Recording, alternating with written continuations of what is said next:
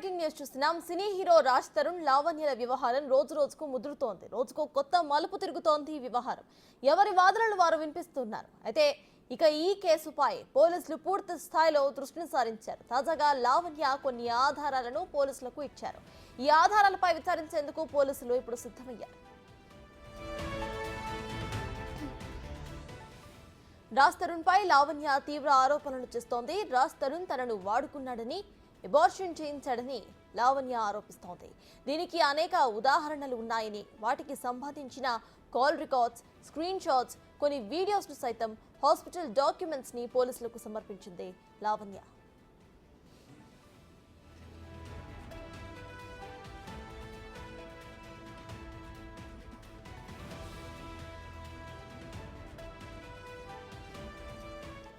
లావణ్య ఇచ్చిన ఆధారాలతో నార్సింగి పోలీసులు దర్యాప్తు చేస్తున్నారు. రాజ్ తరుణ్ను విచారణకు పిలిచేందుకు నార్సింగ్ పోలీసులు సిద్ధమయ్యారని తెలుస్తోంది. ఇక మరోవైపు లావణ్యపై మాల్వి మల్హోత్రా కేసు నమోదు చేసింది.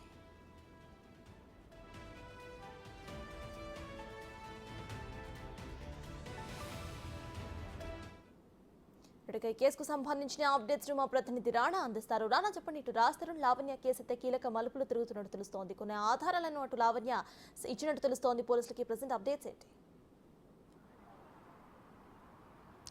రాజ్ తరుణ్ లావణ్యని ఎప్పుడు కలిశారు, వాళ్ళిద్దరికి పరిచయం ఎలా అయింది, దాంతోపాటు 2010లో రాజ్ తరుణ్ లావణ్యకి ప్రపోజ్ చేశాడని కూడా లావణ్య చెప్తుంది. అయితే నిన్న ఇచ్చినటువంటి కంప్లైంట్లో కొన్ని అంశాలను కూడా ఆమె తెరపైకి తీసుకొచ్చినటువంటి నేపథ్యం కనపడుతుంది. ఎందుకంటే పలుమార్లు నన్ను శారీరకంగా కూడా వాడుకొని అబార్షన్ చేయించాడు. అబార్షన్ చేయించినప్పుడు ఆ హాస్పిటల్కి సంబంధించిన బిల్స్ కూడా రాజ్ తరుణే చెల్లించాలంటూ కూడా ఆమె కంప్లైంట్ ఇచ్చింది. ఇదే అంశాన్ని కూడా ఎఫ్ఐఆర్ కాప్లో ఇప్పుడు పోలీసులు పొందుపరిచినటువంటి నేపథ్యం కనపడుతుంది. ఇప్పటికే రాజ్ తరుణ్ పైన, అలాగే మాల్వి మల్హోత్రా పైన, అలాగే మయాంక మల్హోత్రా, ఎవరైతే రాజ్ తరుణ్ ఎవరైతే మాల్వి మల్హోత్రా సంబంధించిన బ్రదర్ ఉన్నారో వారిపైన కూడా 3 సెక్షన్స్ కింద నార్సింగ్ పోలీసులు కేసు నమోదు చేసినటువంటి పరిస్థితి కనపడుతుంది. A1గా రాజ్ తరుణ్ ఉన్నాడు, A2గా మాల్వి మల్హోత్రా, A3గా మయాంక్ మల్హోత్రా ఉన్నట్టుగా పోలీసులు నిర్ధారించినటువంటి పరిస్థితి కనపడుతుంది. ఎఫ్ఐఆర్ కాపీలో కొన్ని అంశాలు కూడా పరిచారు. 2010లో రాజ్ తరుణ్ ప్రపోజ్ చేసిన తర్వాత ఇద్దరము అవకాశాల కోసం మేము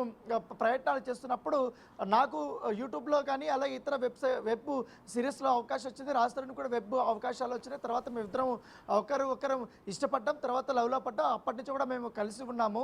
దానితో పాటు రాజ్ తరుణ్కి ఉయ్యాల చంపాల సినిమా అవకాశం వచ్చిన తర్వాత కూడా నాతోనే ఉన్నాడు. ఈ మధ్య కాలంలో ఎప్పుడైతే మాల్వి మల్హోత్రా ఎంటర్ అయిందో అప్పటి నుంచి మా మధ్య మనస్పర్ధలు తప్ప అంతకుముందంతా కూడా మేము చాలా ఉన్నాం. పైగా నన్ను డ్రగ్స్ కేసులు ఇరికించడానికి కుట్ర పన్నారు అనేది కూడా చాలా కీలకమైన అంశాన్ని ఆమె ప్రస్తావించింది. ఎందుకంటే నేను యుఎస్ నుండి వచ్చేది ఒక రాజ్ తరుణ్కి తప్ప ఎవరికి తెలియదు.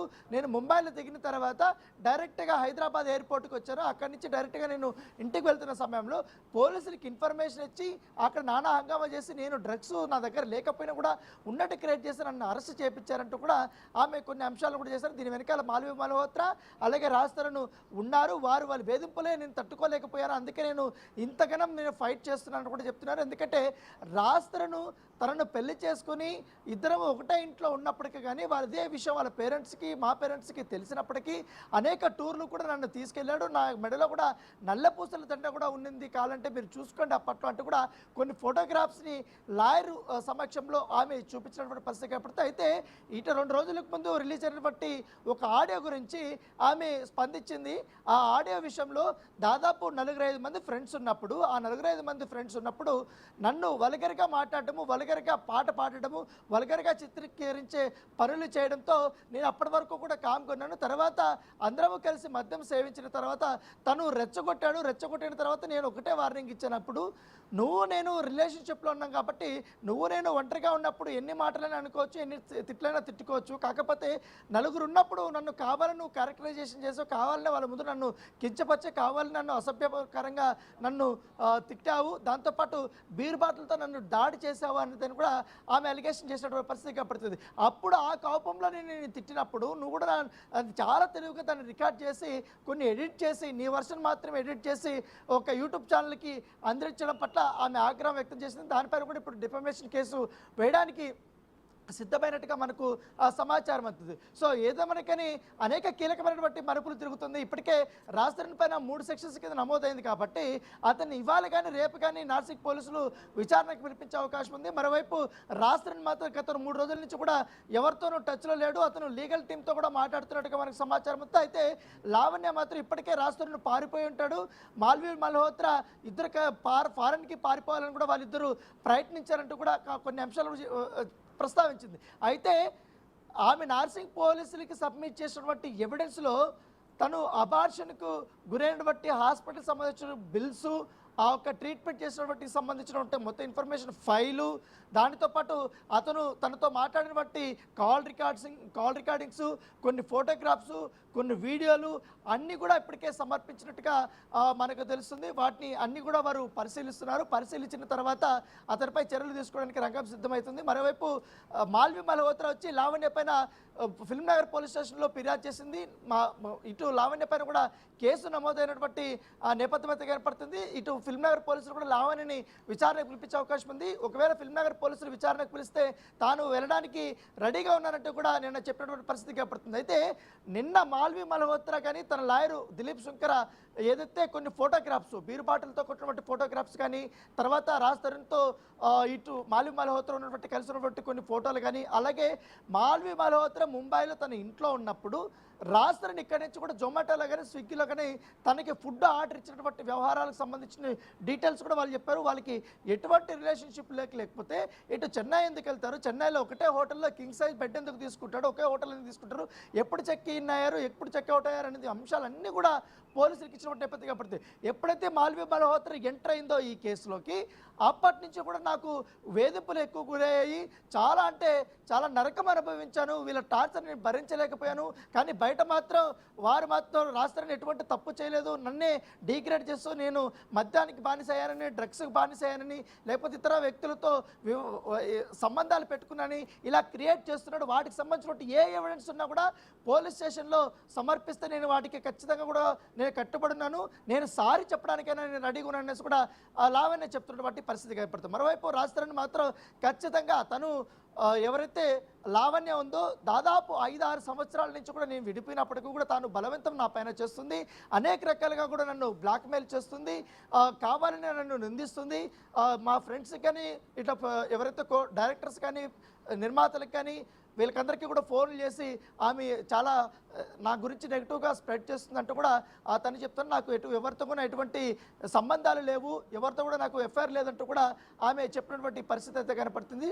సో ఏదైనప్పటికీ ఇప్పుడు ఇటు అన్ని ఈ ఎపిసోడ్ మొత్తం కూడా పోలీసులు చాలా కులంకషంగా కూడా వారు అన్ని అప్డేట్స్ కూడా తెలుసుకుంటున్నారు. ఎందుకంటే లీగల్ ఒపీనియన్ కూడా తీసుకుంటారు.